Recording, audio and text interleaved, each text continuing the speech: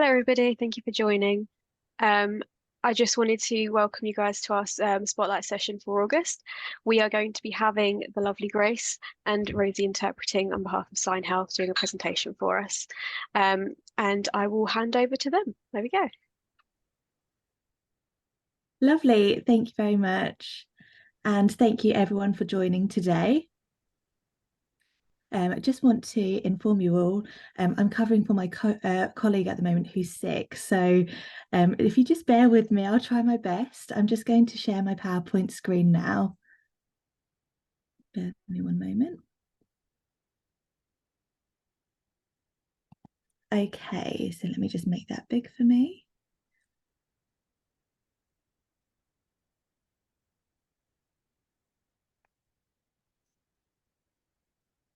Okay. So as I said, thank you. Thank you for welcoming me here today. I'd just like to ask you to all mute yourselves and have your camera off. If there is any questions that you'd like to ask throughout the presentation, if you save those for the end, then I'm more than happy to answer those. Apologies if my eye contact is a little bit all over the place. I'm looking at the interpreters and I'm looking at my screen. So I just wanted to let you know that perhaps I will be looking all over the screen. You might notice that. So, who will be presenting? It'll be me. My name is Grace. So I'll be signing in BSL. Perhaps you'll be hearing the interpreter's voice, and we've actually got two interpreters here today, so they're going to be swapping every 15 minutes. So you might think, oh, that's strange, I'm hearing two different voices. I've got the interpreters interpreting simultaneously, so they'll be speaking at the same time as I'm signing. Often with spoken language interpreters, the person will use the one language and then there'll be a gap while the interpreter processes and then speaks, whereas in sign language, it's simultaneous. Perhaps this is the first presentation that you'll have encountered from a deaf person. I just want you to relax and enjoy and listen to the interpreters interpreting as I deliver this presentation. So what I'm going to be talking about is domestic abuse in the deaf community.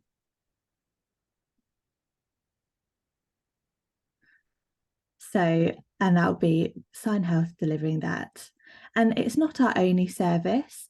We started in London and in Kent as very small business, but since lockdown, it's really helped the service to grow, and we now deliver across the UK, which is amazing. In lockdown, we were able to support people remotely, but now that has changed and it's become face-to-face support, which is really important in helping the deaf community. It's amazing. So SignHealth have three main areas of service. So psychological therapy, specialist social care, and domestic abuse service. So our services are completely deaf staff working in them. So we support deaf adults and also young people, and we support a range of deaf people of any ages, any gender, people from various backgrounds, LGBT people, and we're very proud that we can meet the needs of so many different people in a range of communication support. Some people use British Sign Language, some people use SSE, which is Sign Supported English. Some people don't know sign language and they prefer lip reading, and we're able to meet all of those communication needs with our service. We do have a website that you can have a look and get more information about the services on. So I want you all to be aware of, by the end of the presentation, you know and have a better understanding of the deaf community, the history of the deaf community and the culture of the deaf community. It's going to be 2 hours, so obviously I'm not expecting you to know everything you'd need over 2 weeks to learn a lot of stuff, but I want you to have a good awareness of the culture and the community. I also want you to understand the barriers that deaf people experience, and perhaps I can give some tips in how to work better with deaf people and deaf survivors. I want to give a bit of an understanding of our services so that you know what we offer and how you can refer us to anybody that you might meet. So,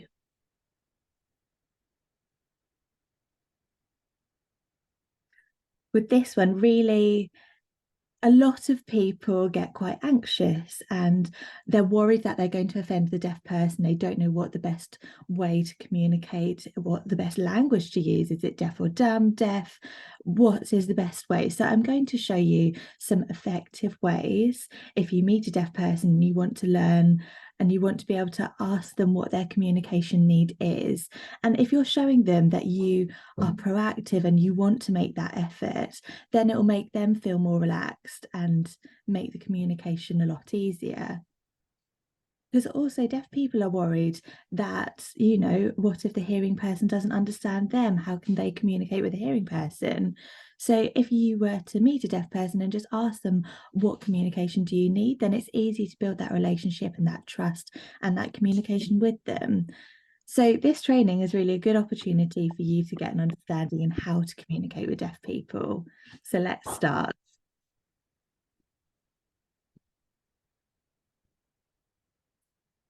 So an introduction to the deaf community, perhaps you recognise some of these faces, like Rose, the actress from EastEnders, and she was obviously on Strictly Come Dancing.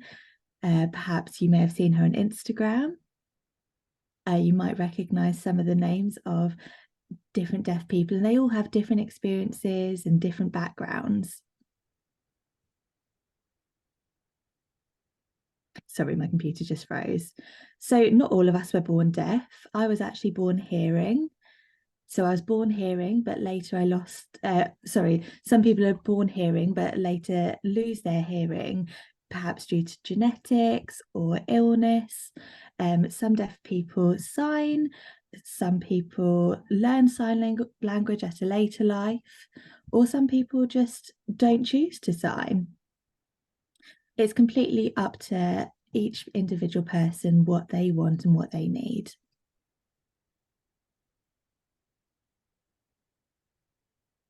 So I'd like to ask you some little questions, a quick quiz, and if you can put your answers in the chat, what you think the answer is. So the first question, question number 1, true or false? 90% of deaf children are born to hearing parents who have little or no background in deafness. What do you think? Do you think that's true or false? Put your answers in the chat.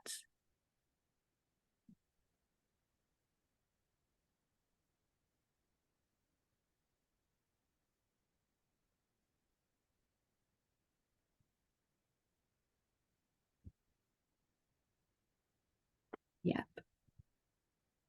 Great, you're all agreeing and it's true. Yes. So, you know, it's a really big number to see that 90% are born to hearing parents and they don't know how to communicate, and perhaps they think, oh, it'd be better to speak, or maybe they work with professionals and the professionals say, oh, don't use sign language. I'll explain a bit more about that later on, because often parents listen to the professionals and then they realize later on that they should have been signing from the beginning. So thank you for all those answers. Okay, this one, I'm not expecting you all to know the answer to this, but it's worth having a little think about. So question number 2 is the 1880 Second International Conference on Education of the Deaf in Italy, also known as the Milan Conference, is a pivotal event in deaf history. Why is that? Why do you all think? If you put your answers in the chat, it's a little bit of a difficult question, but don't worry. Okay, I'll give you the answer. So this conference, when when they all decided to ban sign language in schools. And really, it was a dark era for us as deaf people because, oh, I'm seeing some in the chat. Let me just have a look at these. Mark, yeah. I wonder if you posted that just after I started signing. Just kidding. So yeah, you're right, Mark. They banned sign language. They thought sign language wasn't important, so they banned it in schools across Europe and America. And really, it meant a lot of deaf educators lost their jobs. Children became anxious. They couldn't use their first language. So it really had an impact in the deaf world, and it has done since then. I'll give some more information later on in the presentation, but thank you. So question number 3 now. Hearing loss can affect literacy, reading and writing.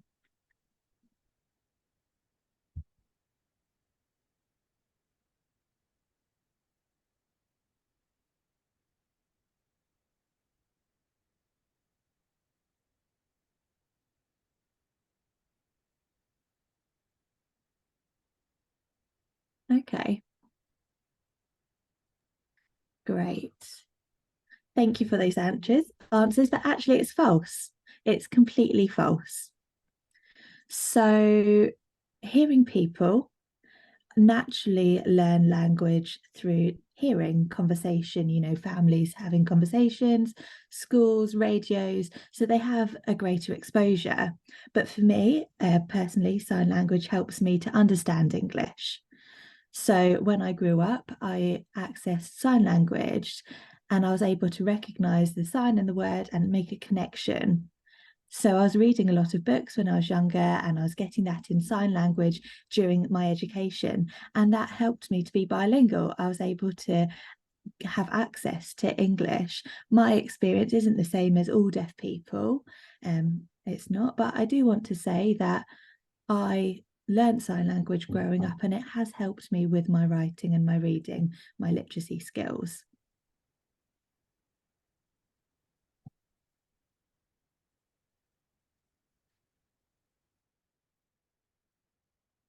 Yeah, so I just want to add that when you hear, obviously it's very natural for hearing people, and that's exactly the same as sign language for me. When I see sign language, it's my language and it's very natural for me. And so that helps with my literacy.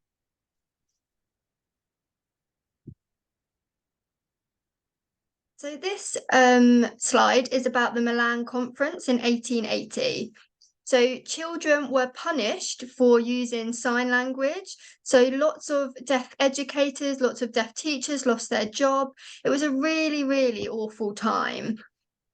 Children were having to lip read in school and they just weren't getting their education. They weren't understanding. Lots of pupils left school and they didn't know how to read or write. I just want to ask you all, you see the first picture at the top, there's 2 children with headphones on. What can you see in the photo? What can you notice? If you could put in the chat, what you see in there in the picture?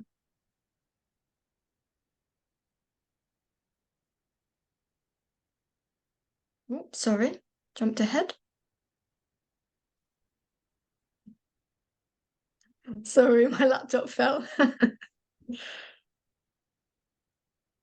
Yeah, that's right. Hands behind the back. Yeah. Because they knew if they were using sign language, then they'd be punished. There was a real fear of using their natural language. And that really impacted deaf education for such a long time. There's been slow changes, but it's taken a really long time. So thank you. Now I want to do this. So let's do a lip reading exercise. So I would like to ask for 2 volunteers, so 2 people who will mute themselves and then say a phrase, and we all have to guess what that person's saying, but they're obviously on mute. So I'm going to stop sharing my screen.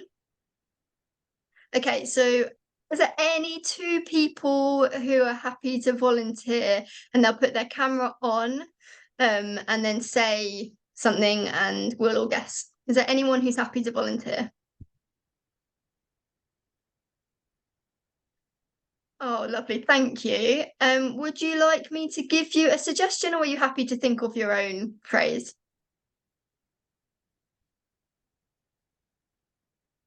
You're on mute at the moment, Sharon. I was ahead of myself. Sorry. That's okay. I'll just go for the simple. I'll go for something straightforward and simple. Yeah, lovely. So 1 or 2 words, very simple, lovely. Great, thank you. So I'll stick myself on mute now and then. Yes, please. Yeah, mute yourself now. Okay.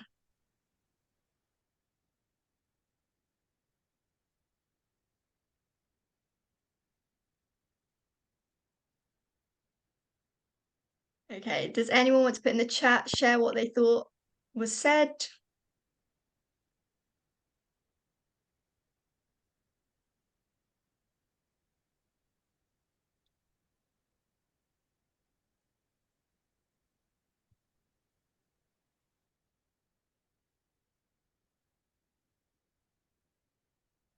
So I would like to give my guess. Oh, sorry, I've got a word, so I'll say it again. So try and lip read me. What do you think I said? If you need me to repeat it, just let me know, that's fine. I think I'd need to repeat, sorry.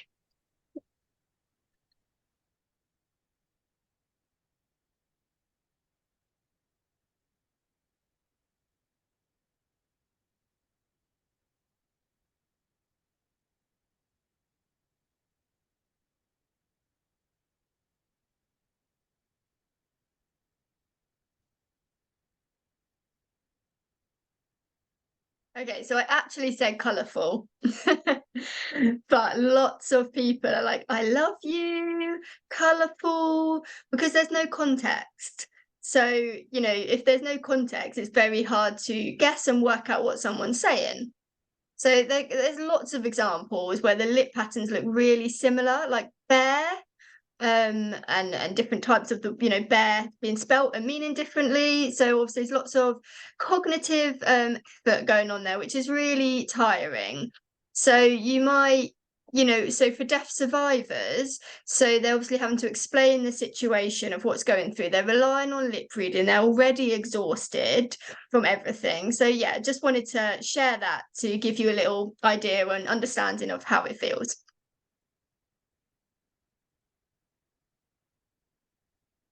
Go back to my PowerPoint now.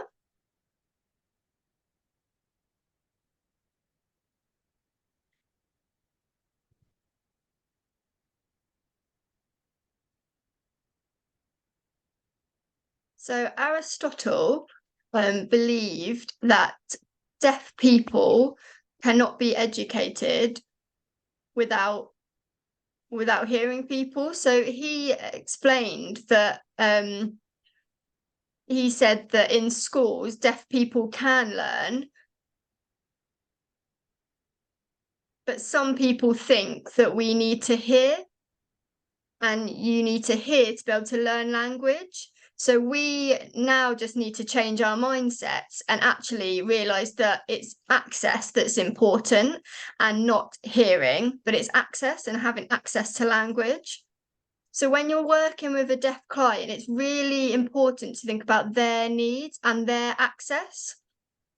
So don't be surprised if maybe you meet a deaf person and, you know, they may be struggling with English, with understanding, with writing, and they might use sign language. And then you meet another deaf person and they're absolutely fine and they don't need as much support. You know, it's completely different because deaf people are really varied with their communication needs and how much access they need.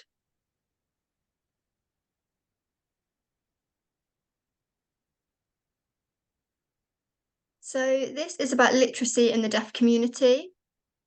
So you can see it says there on the screen about misinformation from professionals. So there's lots of common thoughts about delays within language. So research has shown that actually learning sign language does not cause a delay, and there's no evidence to this. You know, some families, you know, lots of parents have deaf children and they're hearing, as I said before, and professionals will tell them not to use sign language. And this still happens in this day and age.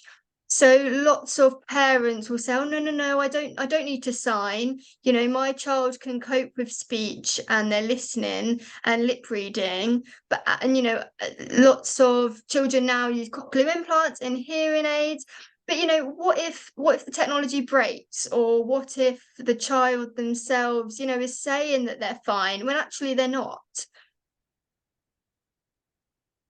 It's lovely to have that full access, and actually there is a lack of access to education. Lots of education settings, they provide CSWs, which is communication support worker, but they have a minimum of level 2. So they're not fluent in BSL, in British Sign Language. So, maybe they've learned sign language, but they haven't learned a lot, enough to be able to really translate and really interpret for the children. And therefore they are missing information and missing access within school. There might be a child with minor or mild hearing loss, and they can miss, so much information. If you give a child, speech to text technology, or maybe provide subtitles, then the deaf child will thrive.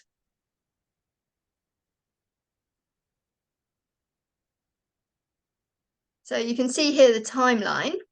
So from the 1700s to 1990s, you can see all the different technology here. So lots of people think that hearing aids and cochlear implants are like a magic cure. And they think, you can hear everything. And actually, that's not true. It really, really varies. For some people, hearing aids work great. And some people, they can hear noise, but that's kind of it. They can't actually hear, a conversation in speech per se. So some people, for me, for example, hearing aids just don't work for me. They give me constant headaches, and I would much rather not wear them and be in peace. So everyone varies.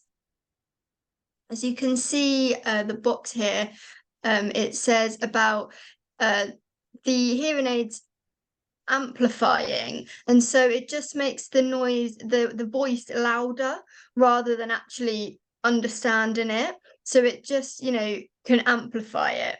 So it's not a cure. So lots and lots of deaf people now wear hearing aids.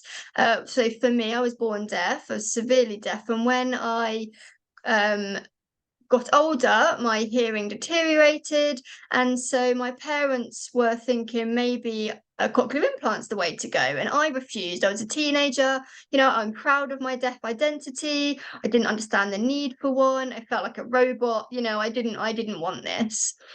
But my hearing started to deteriorate. I wouldn't say worse, but it deteriorated. And then I was 30, I changed my mind and I got a cochlear implant, because I knew it wouldn't cure me, but it might improve. I had a lot of rehabilitation to learn how to hear sounds, repeated rehabilitation. And actually it does work for me. I can hear music more. Group discussions, I can follow it a little bit better. I'm going to emphasize a little bit. So I still need interpreters because it's very exhausting. So when this is what I'm going to come on to now, listening fatigue. So listening fatigue can have many symptoms. It can be migraines, vertigo, extreme exhaustion, tired eyes, especially on Zoom online, staring at screens all the way through, really, really creates your eyes to be tired.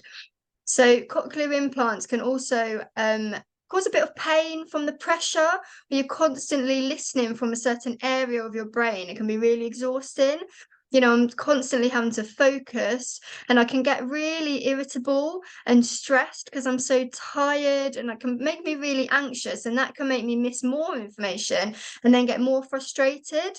It can also cause tinnitus, which, gets worse with stress and anxiety. So yeah, it's not a magic cure. So sometimes then your brain just shuts down. I just want to ask you all, is anybody here fluent in any other languages apart from English? If you are, is it different from English? For example, the structure? If you would like to share your experience, please put that in the chat box. Thank you.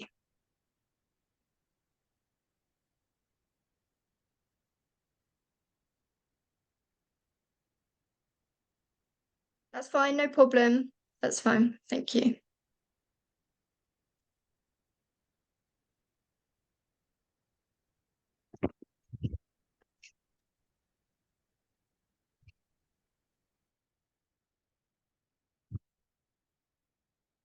So we've got one in the chat box. Shashanjit, what language is it that you also speak? I also speak Punjabi and I'm learning Korean. Oh, wow, fabulous. Yeah, thank you.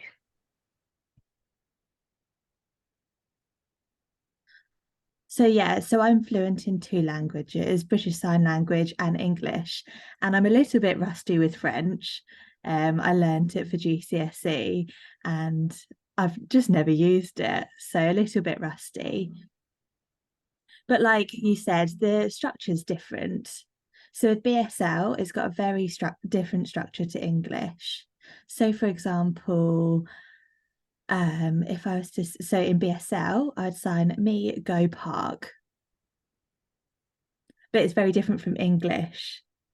So I'll explain a little bit more about that. There's lots of things to bear in mind about how the structure works, which is similar to different languages having different structures.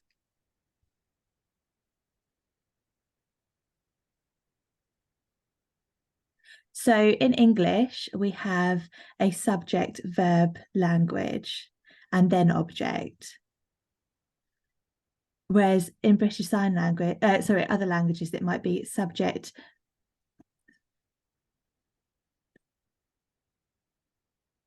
So sorry, in BSL, it's, sorry, in English. In English, we have a subject, verb, object.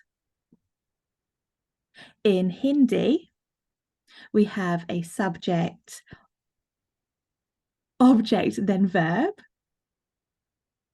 Sorry, I'm getting it all complicated. So you can see the differences between the languages. So in the example, you can say name what, or you say car me red. So in BSL, a lot of it is linked to placement. So there's a lot of placing, pointing to the different placements. So also, some deaf people don't understand metaphors. Some people might take metaphors literally. So you need to try, and if someone's struggling with English, try and think and keep it as plain and simple as possible. Don't complicate it, add in metaphors, but try and keep it as simple English as possible. And if you can learn, some BSL signs, that's fantastic for deaf access and deaf survivors. They really appreciate that effort, to learn their language. And it's just simple things, just simple signs can really build a connection. Hello.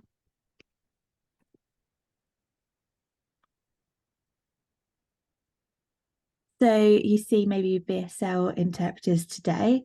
So we always use interpreters that are fully qualified.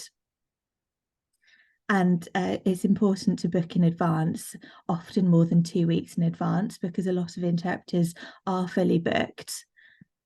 It depends on the area that you need an interpreter. For example, with domestic abuse, some interpreters don't have the experience to be able to interpret the jargon and that area. But there are a number, because there's a fewer number, it's important to book them further in advance.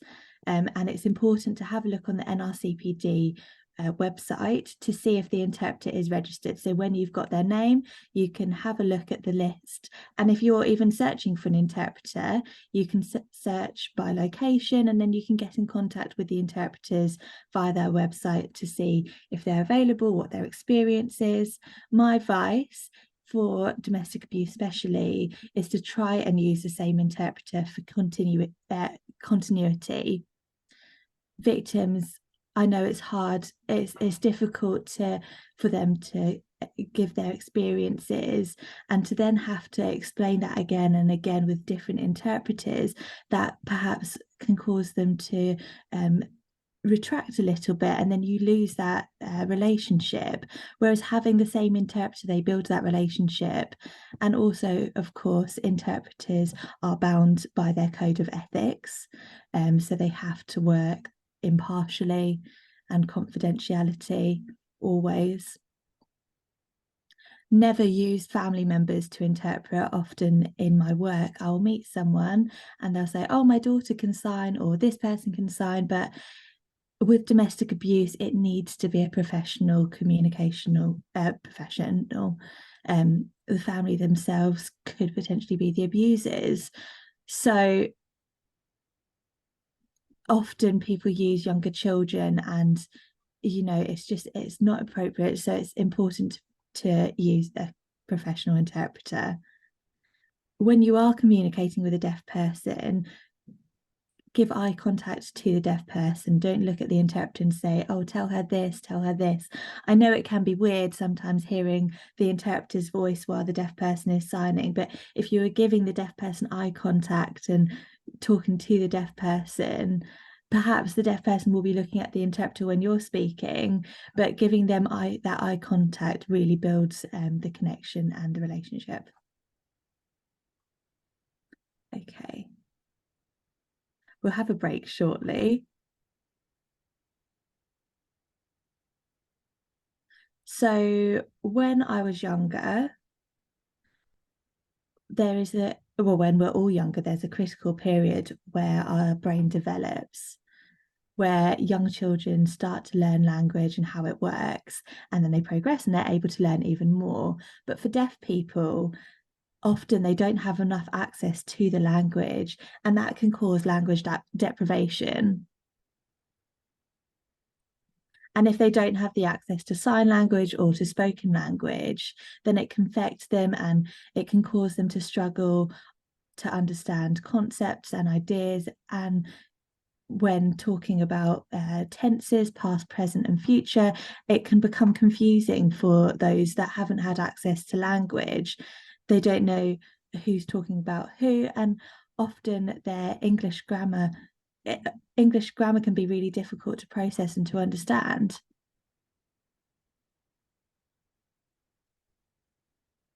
So even though I am fluent in BSL and in English, sometimes I do struggle to communicate with somebody that has language deprivation. It's like trying to understand a jigsaw puzzle and trying to piece everything together. Perhaps they'll sign this and then they'll sign this, and it's trying to understand what they mean to link it all together. For informations and events and timelines can be very confusing. So you've got to, often it's trying to explain it. So when something happened, you have to piece it together and try and adjust to them and simplify things. So if you see a deaf person with language deprivation, it's really important to get a deaf intermediary involved, because they have that experience of being able to adapt to different levels of language, so they can meet the needs. If they have minimal understanding of English or of British Sign Language, then they can adapt their language to be more visual, and they can use different tools and resources to find out what happened to the person and find out their situation. Deaf intermediaries are fantastic to use in court because they're so aware of the court jargon. If I was to go in, it's very heavy. So a lot of the information that is given in court is so heavy. So it's great to have that deaf intermediary that can break it down and make it clear what's expected of them and guide them through the process, and offer that reassurance and understanding by having the deaf intermediary involved. We also have Deaf Relay here. It's not only court, it can be anywhere. It can be education, it can be a lot of different settings. So they also adjust their BSL. So it's useful for people like that aren't from the UK. Perhaps BSL isn't their first language. It's great to have that BSL Deaf Relay there to be able to adapt the language to make it understandable.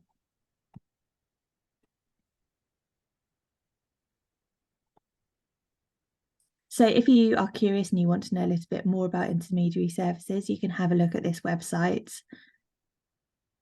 I want you all to understand that perhaps deaf people themselves don't understand domestic abuse and what it means. So explain to them and just be patient and try and find the best and most effective communication method for them. You know, they might think, oh, well, I haven't been hit, so I'm fine, but they don't understand all of the aspects of domestic abuse. So, you know, it's explaining all the different elements, and if it's happened to someone else, perhaps it can it happen to them. So you can show videos later. I can explain what we at SignHealth offer. We have a BSL health library, which has videos of domestic abuse or healthy relationships, and all the information is offered in sign language. So you can show that to a deaf person, and that can help them to understand and relate to the experiences that they themselves have been through.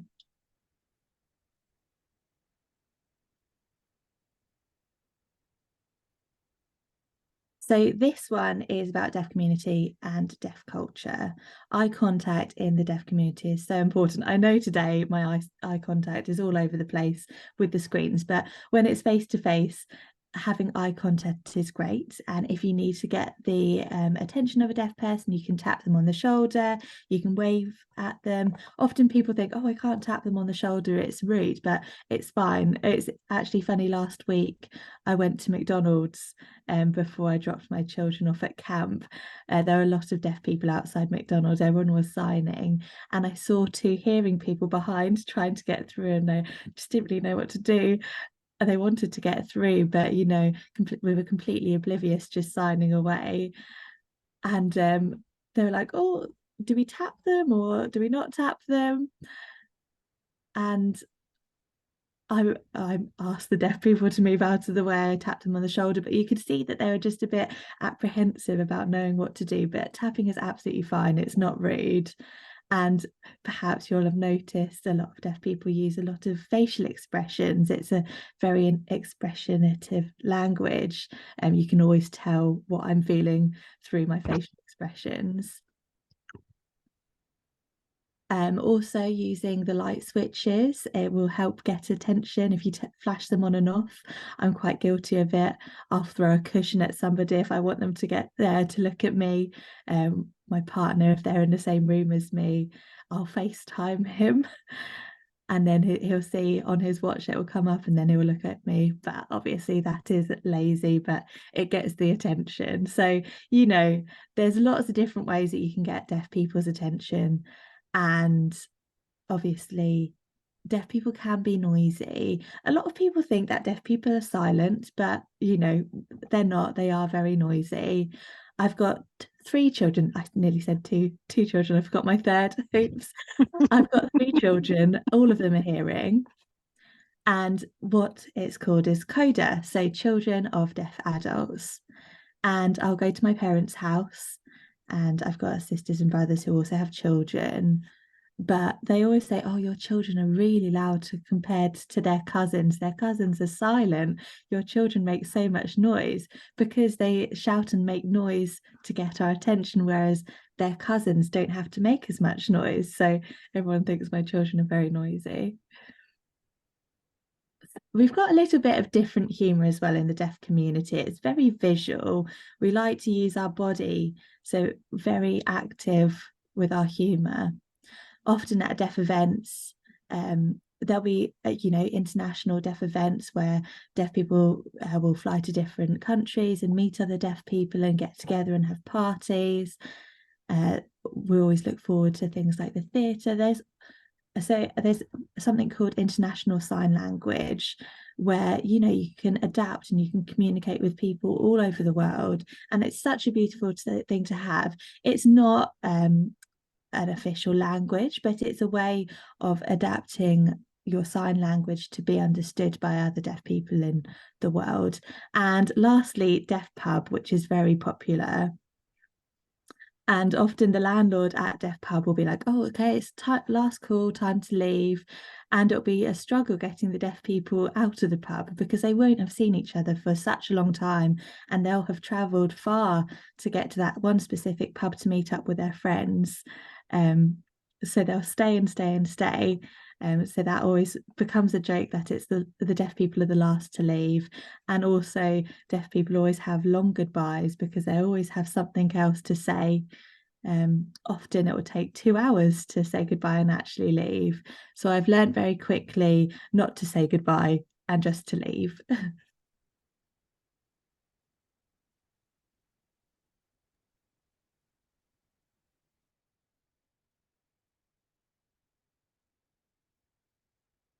So now we're going to talk about a case study. So we've got lots of case studies, but this is just one we've picked. So it's talking about Rachel. She's a deaf mother with 2 teenage children, 13 and 17. Rachel uses British Sign Language and she can't lip read, and she has minimal ability to read and write in English. Her 2 children are hearing, but they also use sign language. Rachel fled with her children from an abusive father and came to you for help. So I've got 3 questions, but I want to ask you the bottom one. How would you support the children? Have any of you got any ideas on how you'd support the children? If you do, please just pop them in the chat.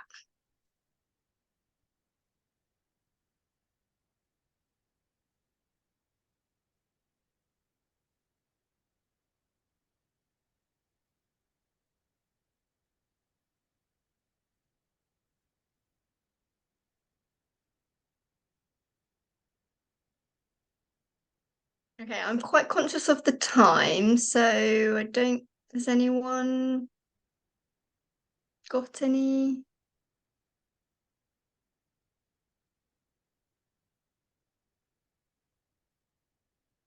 Okay, thank you. Yes, so commonly we refer children to social services. We also, as I've explained about, use the term CODA, so child of deaf adult or children of deaf adult. So their service needs to be understanding of their need, because their needs and their upbringing will be quite different from a hearing family. So, you know, CAMS, which there's a CAM specifically for deaf people, so deaf CAMS. So you can refer to them because they accept referrals from coders as well, because they've got quite similar need to deaf people because they've been brought up by deaf parents. So that's just a little few pence worth there for you to remember that there is a CAM specifically for deaf people. Great, so now we're going to have a break. So hope you all had a good break. So this is the second half now.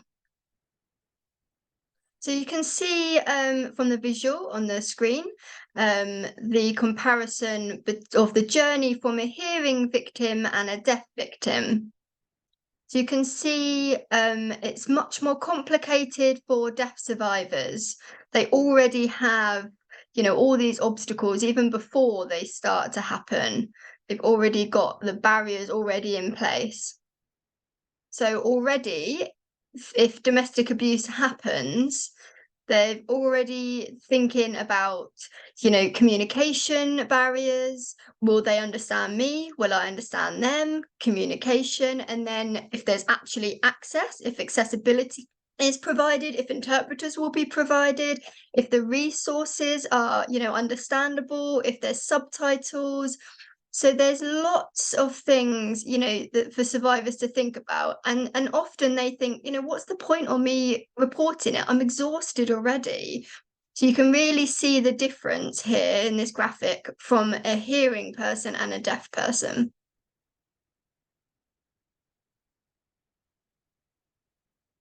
So we're now going to look at how to support deaf victims and how to reduce the barriers and how to provide better support and to adapt to their needs.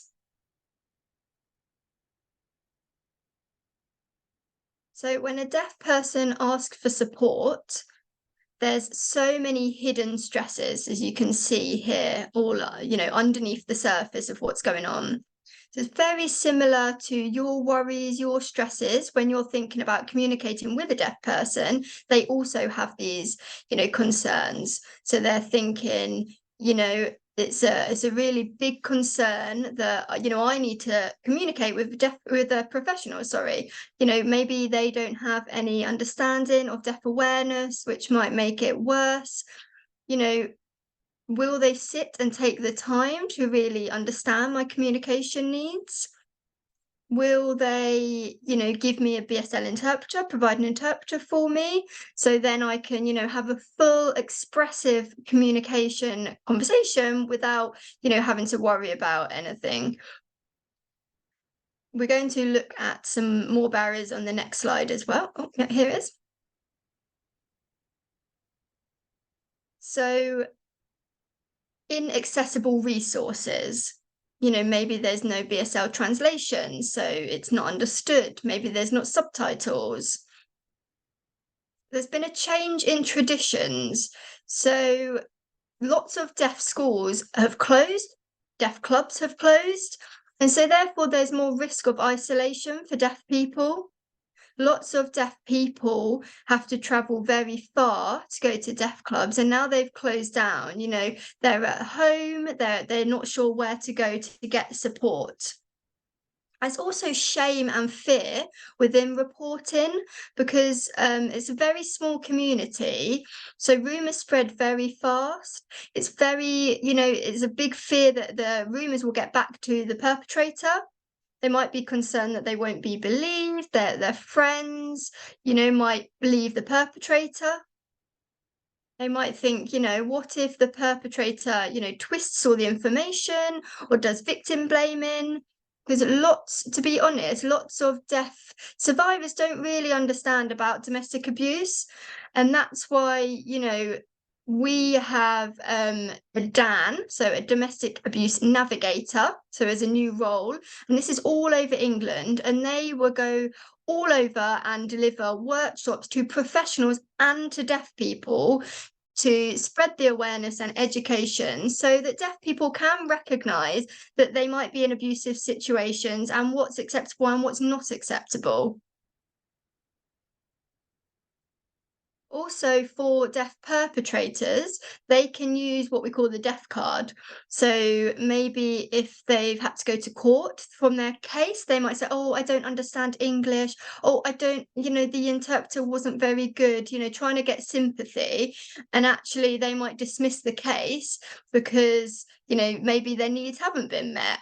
But we really need to continue to educate courts about the risk of this. So hopefully it doesn't happen as much now. So talking about hearing perpetrators now, so they might, leave the deaf person out of conversations. For example, they might go to the bank and change things and say, oh, I'm their carer. They need me to have, responsibility. They might go to a situation, a party, and they might not explain what's been going on. So I'll tell you later, and then they might not. They might minimize any sort of behaviors or anything that's going on. They might talk negatively about the deaf community, saying, oh, they're not intelligent, they can't do anything, belittling them, which, makes them feel really emotional. Yeah, and that's really hard for deaf people. They might criticize their speech or their English, be like, oh, what is that? What does that say? Or they might, tell the deaf victim that they need them. You need me. I'm your interpreter. I can speak quickly for you. And then the victim might believe them and say, yeah, you're right, and therefore stay with them. They might use excuses such as, I only shout at them because they won't hear me otherwise. It's the only way I can. So they're using their disability as an excuse for abuse. They also might use children. So, for example, if a partner is hearing to a deaf person, a deaf and hearing relationship, they might not allow the children to use BSL. They say, no, you must only use speech. And so that, obviously makes communicating very difficult for the deaf person if they're a sign language user. They might, be embarrassed and say, it's really embarrassing that they're deaf, not letting them be proud of being a coder or having a deaf parent. You might say, no, that's really embarrassing. They might criticize the fact that they're a deaf mum. So they might say, oh, you're not a good mum. You can't communicate. Or, you can't do this. And also if a social worker's involved, they might say, oh, no, you have to talk to me because, or they're not a good parent. They can't communicate. They can't do X, Y, and Z. And they might influence social workers as well. We've noticed that some social workers don't have any deaf awareness and do favour the perpetrator or the hearing partner. They might say, oh, you can't leave because, the world doesn't understand you, that you can't leave. It's better to stay with me or with the perpetrator because the hearing world, you don't fit in there.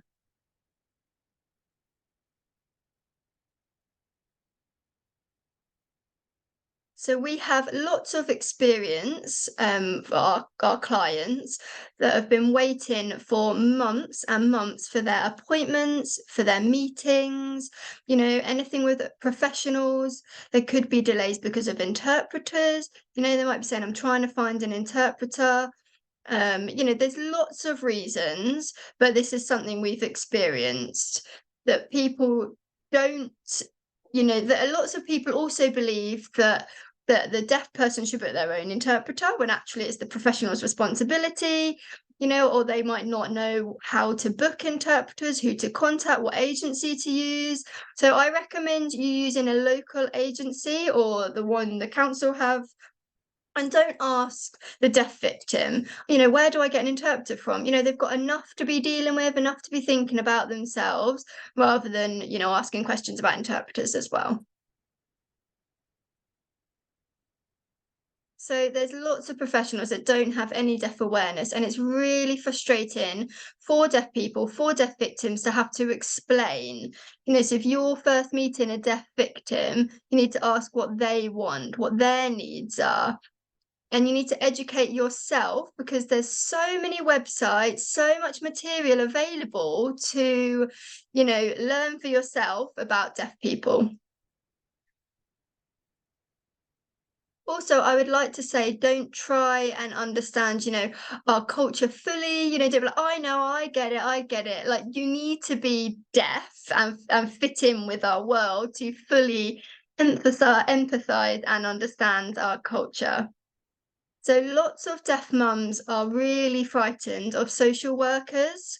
So we get referrals and, we'll say, you need a referral to social worker, and they'll say, no. And absolutely terrified their children are going to be taken away. We think there's lots of misinformation. We think that there's lots of misinformation because within the deaf community.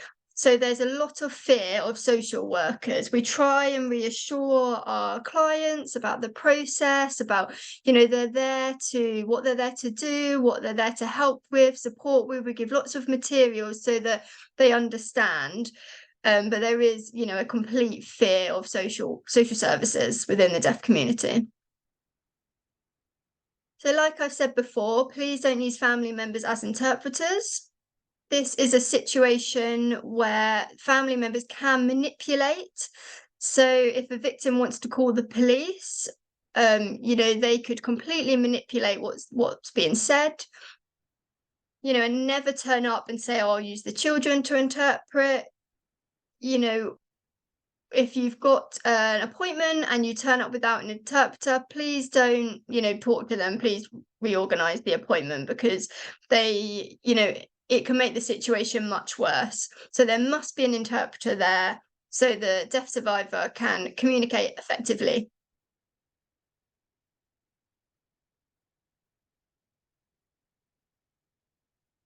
Also, I want to say about the children. So deaf children are more likely to be ignored. So they might say, oh, they're deaf, they can't communicate. And so they're left out quite often.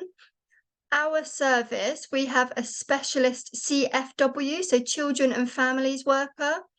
So they're only based in London at the moment, but we have a great relationship, well, the CSW has a great relationship and rapport with children's social services, with mothers, and it's really brilliant to see them be sort of the in-between between social services and families. You know, they listen to the children, they plan activities. It's a really amazing role, and it's really valued service that we have. But at the moment, as I say, it's only for London, but we are hoping to expand to Kent and outside of London, different areas.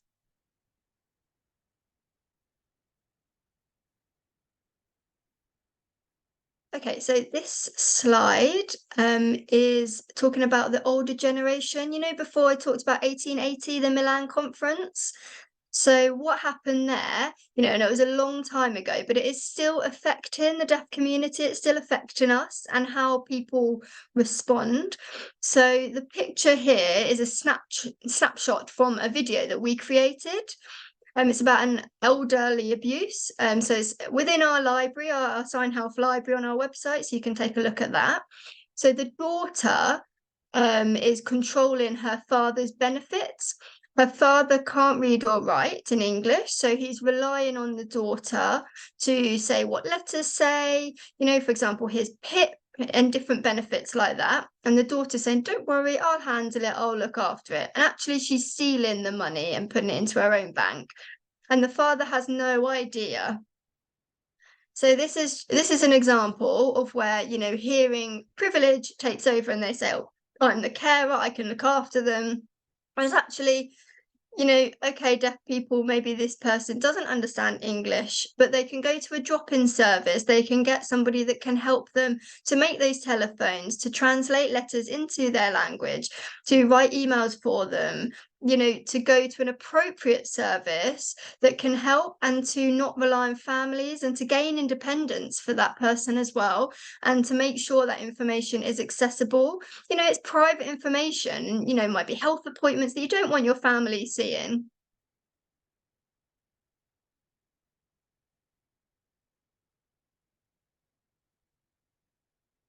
So this is called autism. You can see the word on the screen there. So it's a internal discrimination. So it's when people believe the message. So we think, you know, we're not worthy of or equal to hearing people. They might think hearing people are better than deaf people. You know, they can get jobs more easily. They can access things better. And people believe that hearing people are better than deaf people. So there's lots of internalized autism there.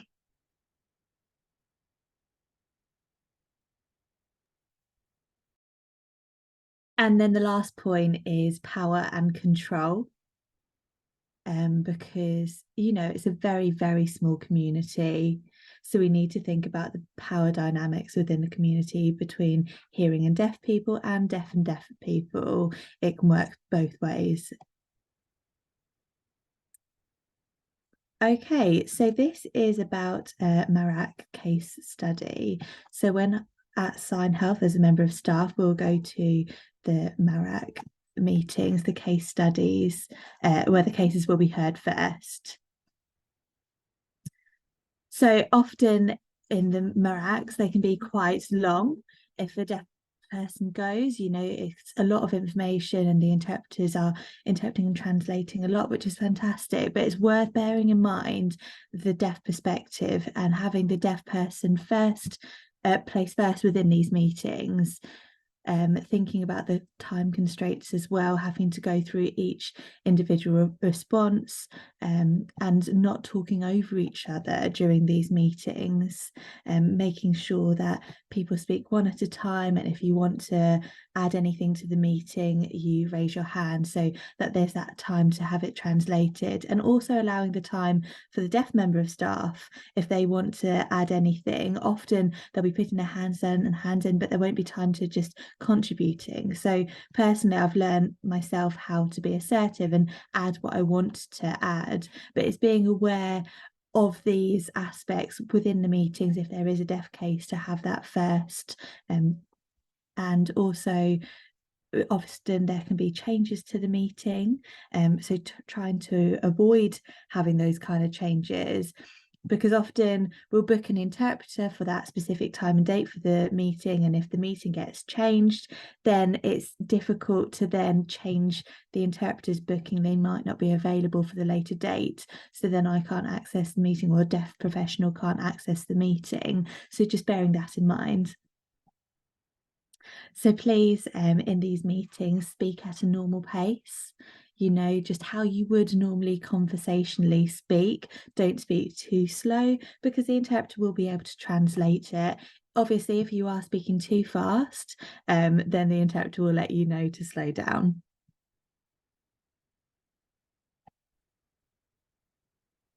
Okay, so all of this are examples from Stay Safe East. I'm sure you've heard of this. It is based in East London. It's a specialist risk assessment. You can have a look on the website. But this is good for meeting the needs of people with disabilities and deaf people. So they rely...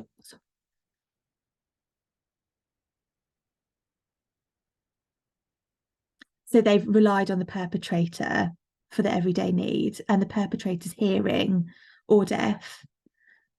And you think, oh, it's small information changes, but it can be a big thing, because if they're deaf or hearing, then they can change the details. Perhaps the perpetrator uses that to control the victim. Say, for example, with telephone calls, perhaps the perpetrator doesn't let them go to specific places. So we need to be aware of this if they are hearing or deaf, because it can be very different to find out. Also, we need to ask about medical GPs if the hearing perpetrator is going with the deaf victim to the GP as well. Deaf people can go by themselves. They have a right to have a BSL interpreter booked for the appointment. So if the hearing perpetrator is there, oh no, I'll go.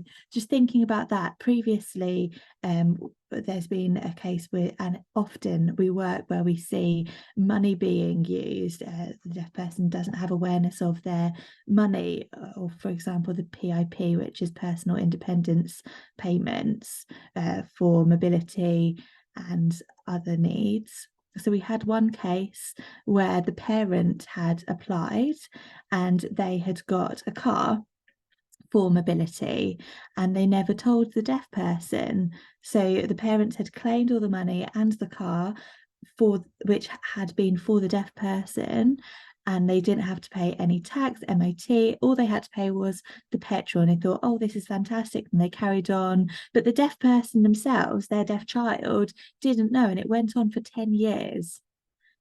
And it was only when that deaf person, found letters and wanted the letters translated, that they realised, and they thought, oh, why don't I have this? So there can be a lot of financial abuse between hearing and deaf people.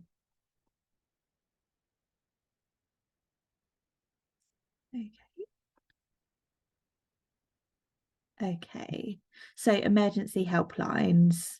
So you can see the first column is text 999. So I can't remember the date, but it has been for a very long time. It's been around for a while. So you can text 999.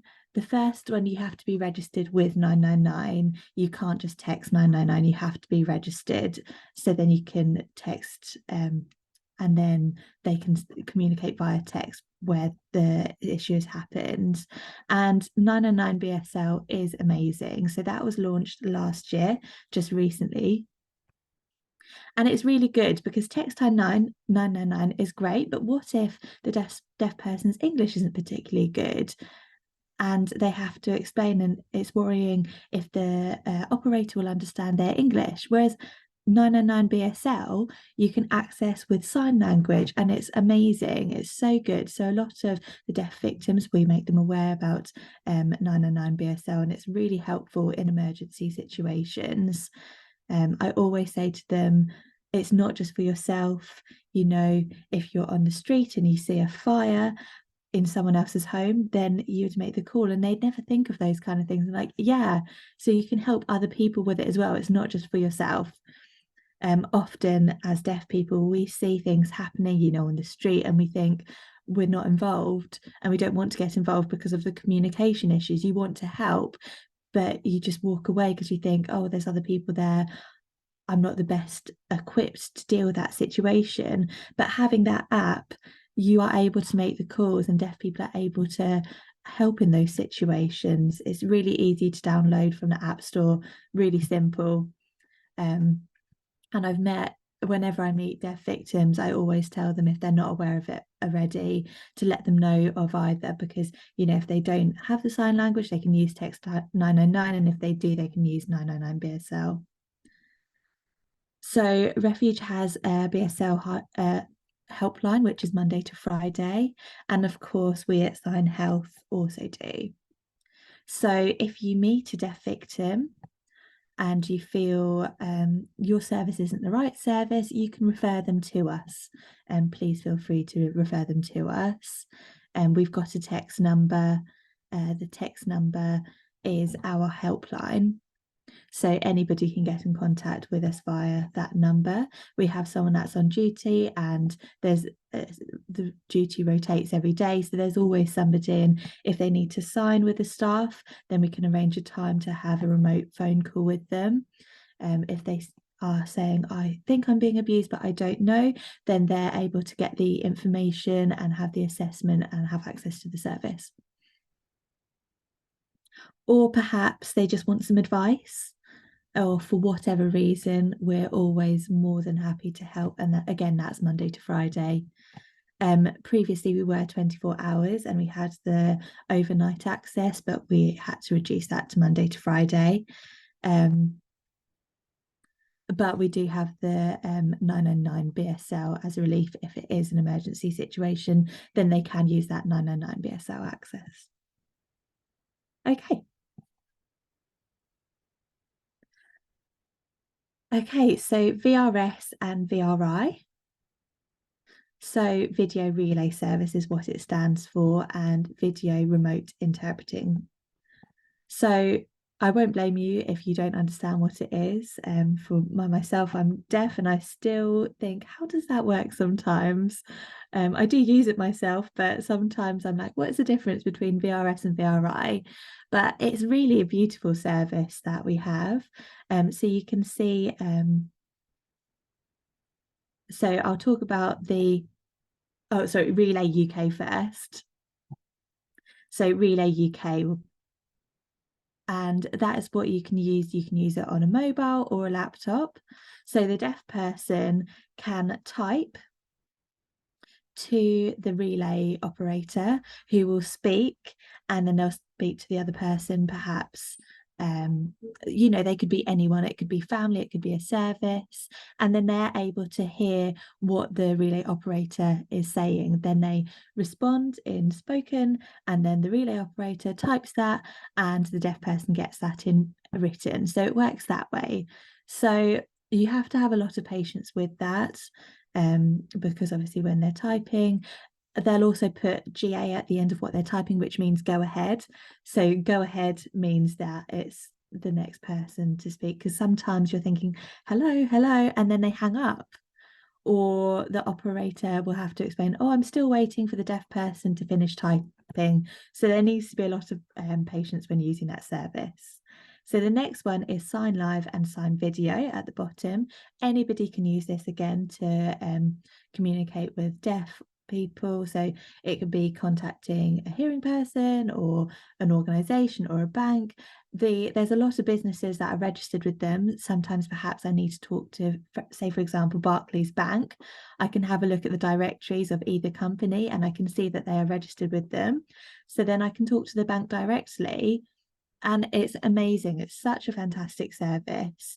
So depending on which area you're in, you can also contact 101 Police, or deaf people can use it for work. So I don't know if we've got time to talk about it, but there's a government scheme called Access to Work where you can get funding to provide interpreters. So you can have minutes from your Access to Work where you can use to make calls that you need for your work. So if I need to call clients, then you can access that through this interpreting service. Okay, you can see on the screen different types of equipment that can be used in the home. So the first one is the alarm clocks. I don't have that myself, but you can take it anywhere and you can set up a specific time and it will vibrate underneath the pillow. The other one that you can see is a bigger one, which I do have. I hate it though. I absolutely hate it because it's such a strong vibration and it always wakes me up and I'm like, oh, what's going on? I never learn. I much prefer to just use my iPhone because it's a much gentler vibration. It's a lot nicer. But that other one is very powerful. So you definitely know if you need to wake up, it's going to do that. But there's all sorts of types.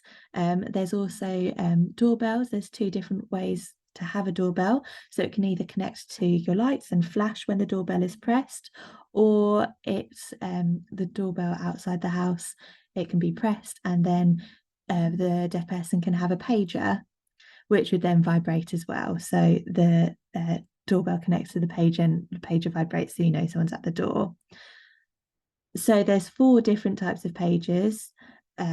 Phone, well, I don't really use that myself, but it can also connect to the doorbell. The pager connects to the fire alarm. So you can have the fire alarm that's connected to the pager. So if it goes off, then the pager vibrates. And you can also have it connected to the baby monitor.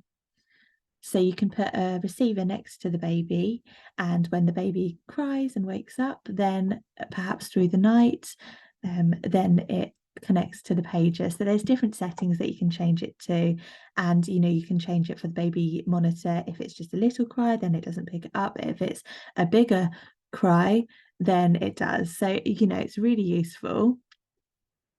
And if our victims want to go to a refuge, it's really important to ask the refuge if they have the equipment. Rarely they do have the equipment, but we do ask them if they can get in contact with the local social services to provide the equipment.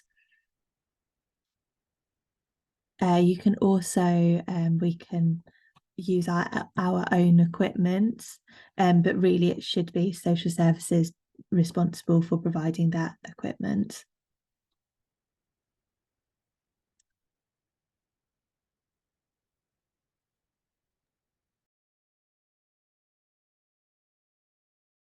So the refuge can request the equipment for free.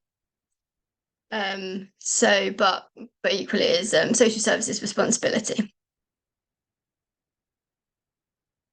Okay, so now I've got 5 tips for working with deaf people, deaf survivors. So always ask what their preferred communication method is. If you're asked, you feel like your needs are being met. And so then you can have, a full conversation with them. If their preferred method is BSL, please book qualified interpreter so they can have a relaxed conversation without being paranoid about understanding each other or misunderstanding each other. Always offer to, refer them on or signpost them if you can recognise you're not the right service. So maybe there is an appropriate correct service that can communicate with them. So for example, you could, work with us and refer to us, but they might say, actually, no, I don't want to work with SignHealth because I know staff that work there. We are extremely confidential, but you have to understand their concerns. So always ask if they're happy for you to make that referral to SignHealth. And if not, look for other organisations, or it could be a local IDVA service or other services. But, obviously make sure they're aware of how to book interpreters so you can match their needs. Also, with assessments, make sure they're done by experts, somebody that has lots of experience working within the deaf community. So maybe if you do the assessment, but you have no deaf awareness, you might, maybe the perpetrator's hearing, you might not quite get the right expertise. So always use someone with experience. Empower the deaf person. I can't emphasize how important that is, to make sure they're having informed decisions. Give them options, give them advice. Deaf people, make sure they understand. Don't patronize them just because they're deaf. Offer them equal opportunities as you would anyone else. And lastly, make sure they're happy with the choice of interpreter. They might know them and not feel comfortable talking about domestic abuse with them.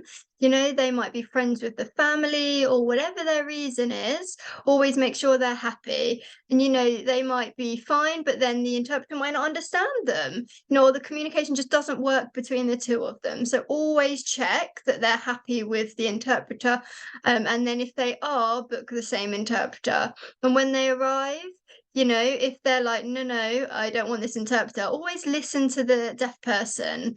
If the deaf person's going, no, it's fine, listen to the deaf victim.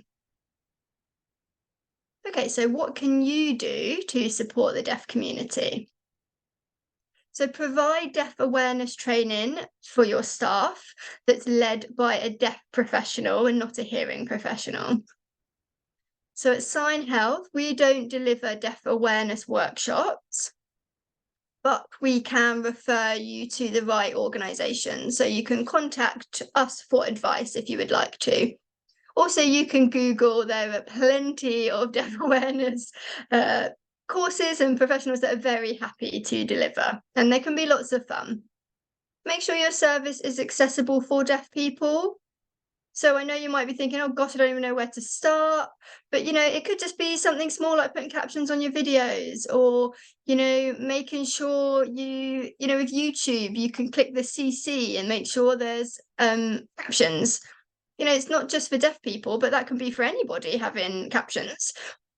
Also, it's good to research your local deaf services in Kent, so that and also we really make sure you know how to book interpreters, and also about the funding and where that comes from. So buy and for is definitely the best model. So that's us at SignHealth. We're buy and for. We're deaf staff and we support deaf victims.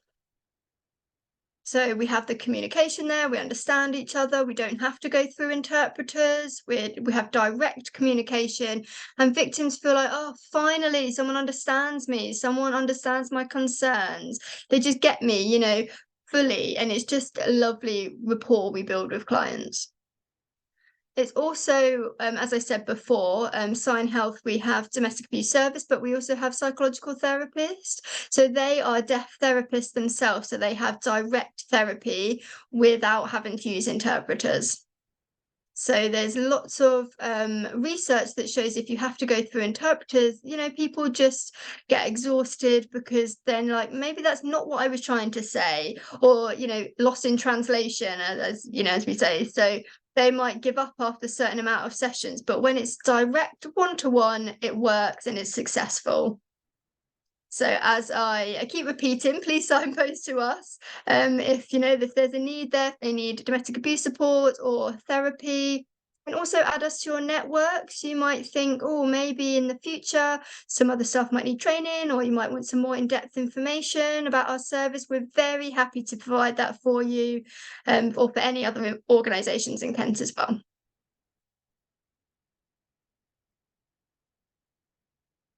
Okay, so this is where we support. So we support in London, in Kent. So it's face-to-face support for deaf adults living in London and Kent.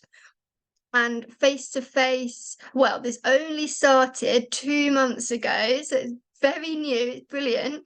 Face-to-face IDVA service, so domestic abuse and sexual abuse in the Northwest, Northeast, West Midlands, Southwest and Southeast. So it's just brilliant. There are some other regions which are remote only, but we're hoping to change that. So for example, Norfolk, there's no face-to-face, it's all remote service. But there's also two others, so Derby and Cambridge, they have their own agency. It's very, very small. I think there's only 2 IDVAs, so we don't support those areas because, we're leaving them to do their job. They've already got their own, and if there's a conflict of interest with their clients, then they refer to us, and vice versa. We do workshops from primary age to college age, so that's with our YPVAs, so our young people's violence advisors, and they go to schools to deliver workshops, so that's great to start that at such a young age.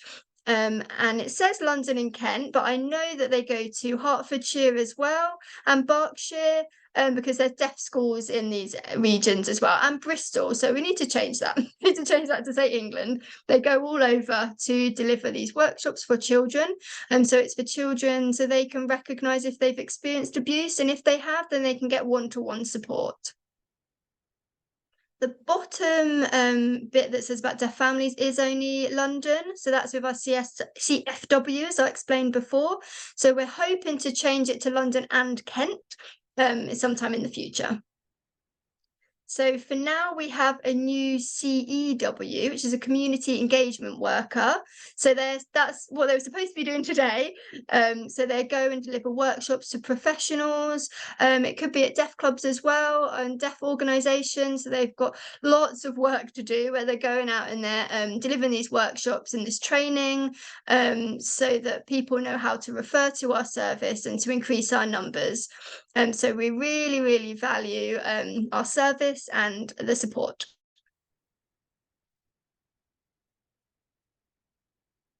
You can see the pictures there.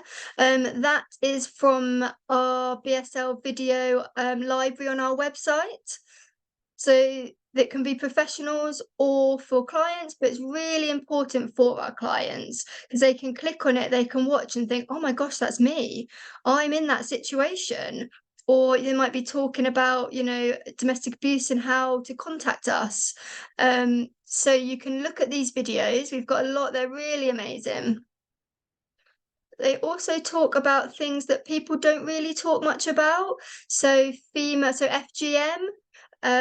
So lots of people don't, they don't talk about that, but we're trying to cover topics, all topics, so that awareness is raised.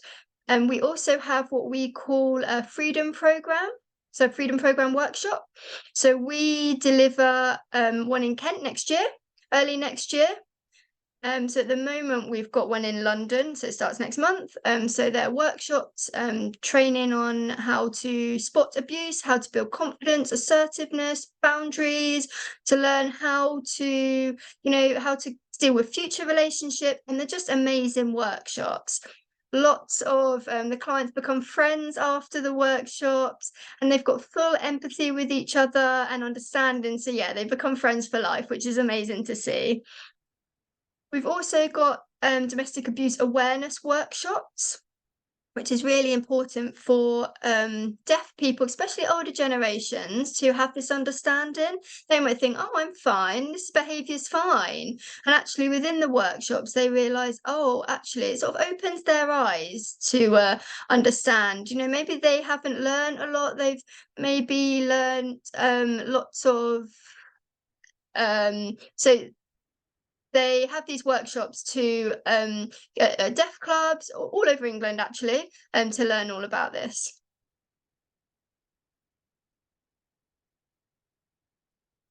So how you can contact us and refer to us is on the screen. So deaf people can text us on the phone number on the screen.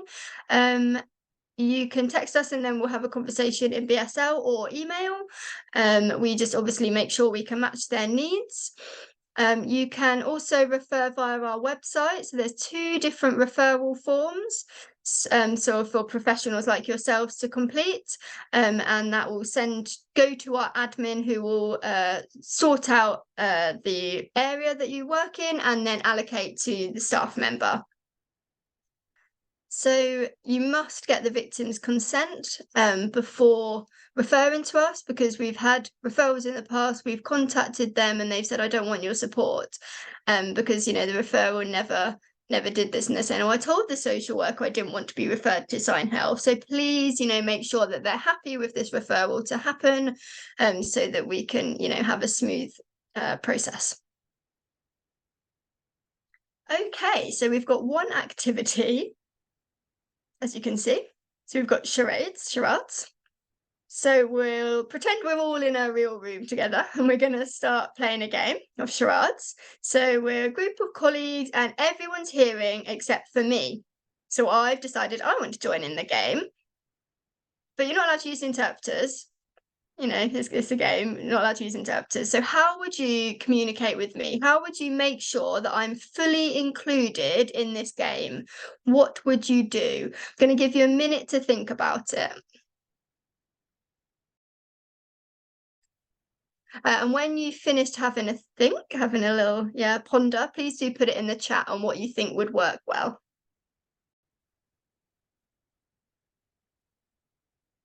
Eye contact. Okay, great. Lovely. Any more suggestions? Okay, I like that one. Yeah, I like that, Mark. So eye contact's great. Everybody try and use sign language. Yeah, great. Don't be afraid to ask what I would like. Maybe your work, you might think, oh, how can I match her needs? When actually, you can just ask me, ask how I'd like to be involved. If you just ask, then, everybody in the group has maybe, different needs. So if you ask the person first, so it could be, if I'm included, I would say, please don't use music. I'm terrible with music. I like listening to music, but if I was to have to guess a singer, absolutely no chance. So maybe for me, don't choose like a singer or anything to do with music. I love films and books, but yeah, keep music out because I would not get that at all. But what I would say is just ask me what I need. Oh, I've just remembered one more thing. Mute yourselves or don't speak. So then we're all equal because I can't hear. So I want you all to be the same. So don't use your voice. Then we're all equal.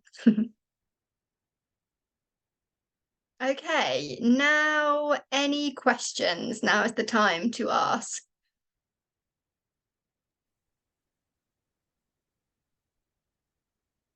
Any questions? I'm happy for you to ask anything. And also the survey, I know people don't like surveys, but if you could fill that in, we'd really appreciate it. If you don't have any questions, if you could just use this time to fill out the survey, and if while you're filling it out you have anything, then you can message me directly or you can put it in the chat box. No question is a silly question, so please feel free to ask anything. Thank you. I just wanted to quickly add that I'm sure you would say it anyway, Grace. It's just that you guys are SignHealth is also on ReferKent. So anyone here is in the call, you can also make a referral through to ReferKent, and SignHealth will be able to pick it up from there. Yep, that's great. Yep. Thank you for adding that. No Yes, worries. at ReferKent we are there, yeah. Okay.